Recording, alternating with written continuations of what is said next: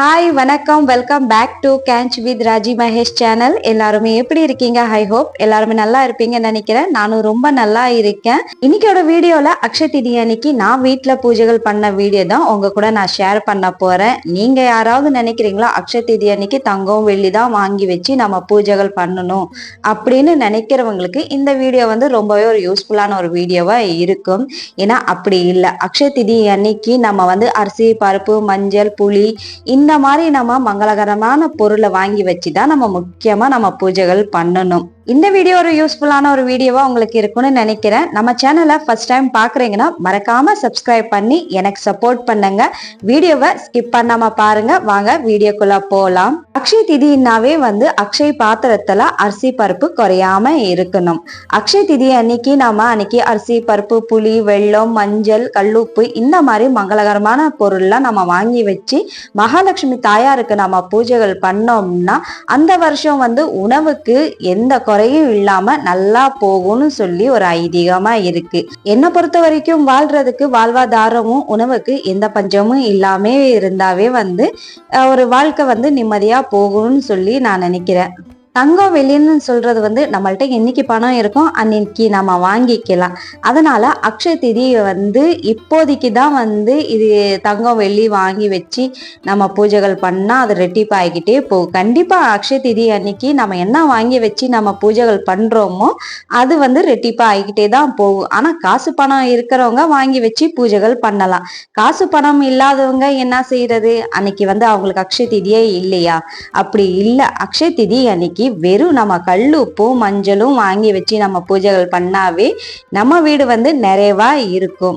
அதனால இன்னைக்கு நம்மள்ட்ட காசு பணம் இல்லை, நம்மளால வாங்க முடியலன்னா கவலைப்படாதீங்க. என்னைக்கு இருக்கோ அன்னைக்கு வாங்கி வச்சு நம்ம பூஜைகள் பண்ணலாம். நான் அக்ஷய திதி அன்னைக்கு வந்து பாத்தீங்கன்னா 4 o'clock என்னோட டே வந்து ஸ்டார்ட் ஆயிடுச்சு. எந்திரிச்சு குளிச்சுட்டு வீட்டு வாசப்படியெல்லாம் நல்லா கிளீனிங் பண்ணி எனக்கு தெரிஞ்ச கோலெல்லாம் போட்டுட்டு உருளியில பூலாம் போட்டு அலங்காரம் பண்ணி வீட்டு வாசப்படியில விளக்கு ஏத்திட்டு வீட்டு வாசப்படிக்கு பூஜையை முடிச்சுட்டு அதுக்கப்புறம் வந்து பூஜை அறையில வந்து விளக்கு ஏத்தி அபிஷேகம் பண்ண ஆரம்பிச்சிட்டேன்.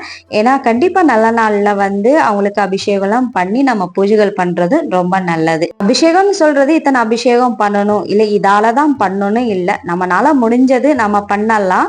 நான் ஏன் இப்படி சொல்றேன்னா கடவுளுக்கு வந்து எவ்வளவு நம்ம ஒரு சிம்பிளான நம்மளால முடிஞ்ச அளவுக்கு நம்ம அவங்களுக்கு பண்றோமோ அதுலயே அவங்க சந்தோஷம் ஆவாங்க.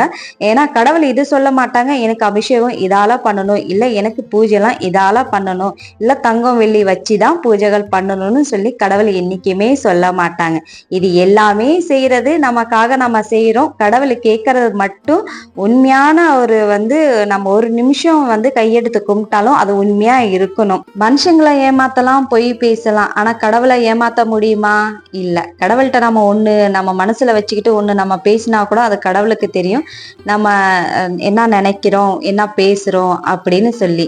அதனால மனுஷங்கள்ட்ட நம்ம உண்மையா இருக்கோமே இல்லையோ கடவுள் முன்னாடி கண்டிப்பா உண்மையா இருக்கணும். அதனால ஒரு நிமிஷம் நம்ம கையெடுத்து கும்பிட்டாலும் அது உண்மையா மட்டும்தான் இருக்கணும். அதை மட்டும்தான் கடவுள் வந்து எதிர்பார்ப்பாங்க. ஆனா ஒண்ணு, நம்மளே நம்பிட்டு இருக்கிறவங்களை வந்து என்னைக்குமே வந்து அவங்கள ஏமாத்தக்கூடாது, அவங்கள்ட்ட பொய் பேசக்கூடாது. ஏன் சொல்றேன்னா நம்மளே நம்பிட்டுறவங்கள்ட்ட நம்ம ஏமாத்தி பொய் சொன்னோம்னா அதுவும் பாவத்திலேயே பெரிய பாவமா சேரும். இது ஒரு கெட்ட கர்மாவா சேரும். அதனால நமக்குன்னு இருக்கிறவங்களுக்கு நாம உண்மையா இருக்கணும். கடவுளுக்கு நம்ம எப்படி உண்மையா இருக்கணும்னு சொல்லி நான் இப்ப சொன்னேனோ. பால் அபிஷேகம் தான் எல்லா சுவாமிக்கும் பண்ணியிருந்தேன். மகாலட்சுமி தாயாருக்கு சூப்பரா வந்து அவங்களுக்கு அலங்காரம் பண்ணியிருந்தேன். மகாலட்சுமி தாயாருக்கு உகந்த கலர் வந்து பச்சை கலர் ஷால் போட்டு அவங்களுக்கு வந்து இருக்கிற என்கிட்ட வந்து அவங்களோட ஜுவல்ஸ் எல்லாமே போட்டு வந்து நல்லா அலங்காரம் பண்ணியிருந்தேன். அப்புறமா வந்து வீடியோல காமிக்கிறேன். இப்ப நம்ம என்னென்ன வந்து பூஜைக்காக ரெடி பண்ணி வச்சிருக்கேன்னு காமிக்கிறேன். இது மகாலட்சுமி தாயாருக்கு மாலை நானே ரெடி பண்ணியிருந்தேன். அதுக்கப்புறம் துளசி மாலை வந்து பெருமாளுக்கு நான் ரெடி பண்ணியிருந்தேன். அப்புறம் தீர்த்தம் தீர்த்தம்லாம் ரெடி பண்ணியிருக்கேன். இது வந்து பாத்தீங்கன்னா மகாலட்சுமி தாயாருக்கு தாம்பலம், கண்டிப்பா நம்மளால முடிஞ்சது வெத்தலை பாக்கு, ஒரு தாலி கயிறு, மஞ்சள், குங்குமம், அப்புறம் நம்மளால முடிஞ்சா வளையல் இதெல்லாம் வைக்கலாம்.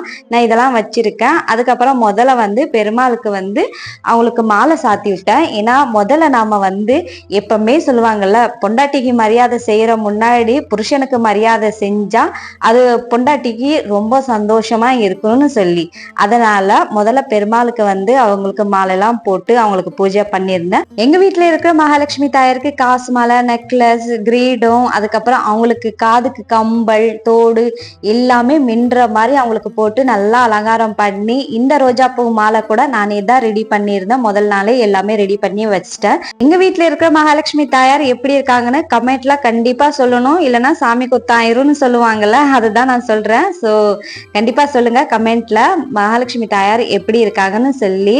அதுக்கப்புறம் எனக்கு தெரிஞ்ச அலங்காரம்லாம் அவங்களுக்கு பண்ணியிருந்தேன். வாசனான மல்லிப்பூ சேர்த்திருந்தேன். ஒன்று குறை என்னன்னா தாம்பரப்பூ தான் வந்து கிடைக்கலாம். ஆனா எனக்கு தெரிஞ்ச அலங்காரம் இருந்த பூ எல்லாமே போட்டு நல்லா அலங்காரம் பண்ணியிருந்தேன். மனசுக்கு ரொம்ப நிம்மதியா இருந்தது மகாலட்சுமி தாயார் இப்படி பார்க்கும்போது. இப்ப வந்து மஞ்சள்ல முதல்ல விநாயகர் பிடிச்சு அவருக்கு பூஜையை பண்ணிட்டு தான் நம்ம மகாலட்சுமி தாயாருக்கு பூஜையை நாம ஆரம்பிக்கணும். விநாயகருக்கு பூஜை பண்ணிட்டு குலதேவனை மனசார நினைச்சு அவரை வணங்கிட்டு அதுக்கப்புறம் வந்து பாத்தீங்கன்னா இப்போ முதல்ல மகாலட்சுமி தாயாருக்கு குங்கும அர்ச்சனை தான் நான் பண்ணியிருந்தேன்.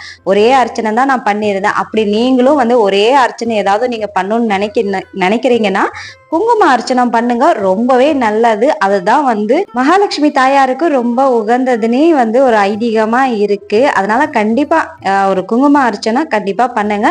வீட்டுல வந்து விக்கிரம் வச்சுதான் இந்த மாதிரி பூஜை பண்ணணும் அப்படி இல்லை, வீட்டுல வந்து மகாலட்சுமி தாயார் படம் இருந்தாலும் இந்த மாதிரி நம்ம குங்கும அர்ச்சனை பண்ணி அவங்களுக்கு பூஜை எல்லாம் பண்ணி விடலாம். நம்ம வீட்டுல விக்கிரமா இல்ல படமா இருந்தாலும் சரி, மகாலட்சுமி தாயார் அவங்களுக்கு வந்து ஒரு விரலி மஞ்சள் வச்சு நீங்க வந்து தாலி கயிறு கண்டிப்பா போட்டுடுங்க. நான் அம்மாவுக்கு தாலி கயிறுலாம் நான் போட்டு விட்டுருக்கேன். நீங்க படமா இருந்தாலும் போட்டுடுங்க. அக்ஷய திதி அன்னைக்கு வாங்கின நான் பொருள் வந்து இந்த கல்லுப்பூவும் மஞ்சளும் வாங்கினேன். அதுக்கப்புறம் வந்து மகாலட்சுமி தாயாருக்கு ஒரு தாம்பலம் வச்சிருந்தேன். வெத்தலை பாக்கு, 2 வாழைப்பழம், மஞ்சள், குங்குமம், ஒரு தாலி கயிறு, ஒரு டஜன் வளையல் வச்சு அவங்களுக்கு அழைச்சிருந்தேன். ஏன்னா மகாலட்சுமி தாயாருக்கு நம்ம பூஜைகள் பண்ணோம்னா கண்டிப்பா தாம்பலம் வைக்கணும். மகாலட்சுமி தாயாருக்கு தீர்த்தம் கண்டிப்பா வைங்க ஒரு சொம்புல. அந்த சொம்புல நிறைவா தண்ணியை எடுத்துக்கிட்டு ஏலக்காய், கிராமம், பச்சை கற்பூரம், ஜவ்வாது, கொஞ்சமா மஞ்சள், அதுல 2 துளசி இலை, கொஞ்சமா ரோஜா பூ சேர்த்து தீர்த்தம் ரெடி பண்ணி அதுவும் வச்சிருங்க. ஏன்னா எப்பவுமே வந்து தீர்த்தம் இல்லாம நம்ம வந்து பூஜைய ஆரம்பிக்க கூடாது. லாஸ்டா கற்பூரம் ஆர்த்தி காமிக்கிற முன்னாடி நெய்வேத்தியம் படிச்சிருங்க. நெய்வேத்தியத்துல சக்கரை பொங்கல் தான் நான் சமைச்சிருந்தேன். சக்கரை பொங்கல் அவங்களுக்கு படிச்சுட்டு கற்பூரம் ஆர்த்தி எல்லாம் காமிச்சு நல்லபடியாவே அக்ஷய திதி பூஜைய முடிச்சிருந்தேன். கண்டிப்பா இந்த வீடியோ உங்களுக்கு பிடிச்சிருக்குன்னு நினைக்கிறேன். இந்த வீடியோவை பார்த்துட்டு மறக்காம ஒரு லைக்கும் ஒரு கமெண்ட் பண்ணா மறந்துடாதீங்க. ஏன்னா உங்களோட ஒரு லைக்கும் ஒரு கமெண்ட்டும் மட்டும்தான் எனக்கு தெரிய வரும் எந்த அளவுக்கு இந்த வீடியோ உங்களுக்கு பிடிச்சிருக்குன்னு சொல்லி. நம்ம சேனலை ஃபர்ஸ்ட் டைம் பார்க்குறீங்கன்னா மறக்காம சப்ஸ்கிரைப் பண்ணி எனக்கு சப்போர்ட் பண்ணுங்க. இது வரைக்கும் சப்ஸ்கிரைப் பண்ணி எனக்கு சப்போர்ட் பண்ண எல்லா உள்ளவங்களுக்கும் ரொம்ப ரொம்ப நன்றி. நெக்ஸ்ட் வீடியோல பார்க்கலாம்.